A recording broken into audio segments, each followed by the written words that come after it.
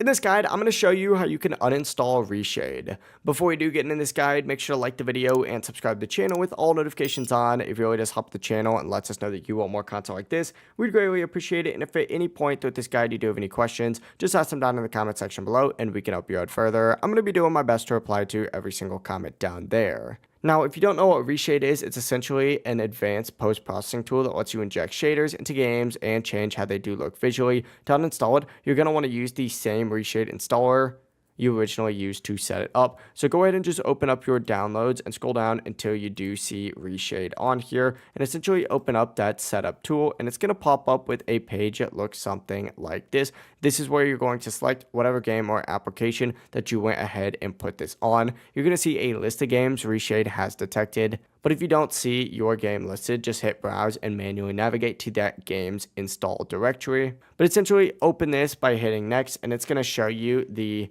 graphics API such as DirectX, Vulkan, OpenGL. Choose the same one you originally used and hit next again. And in this section, you're going to now be taken to a page that says uninstall Reshade and effects. Go ahead and select that. After you hit next, you'll see a message saying that Reshade has been successfully uninstalled, and it really is as simple as that. Reshade is now going to be removed from that game.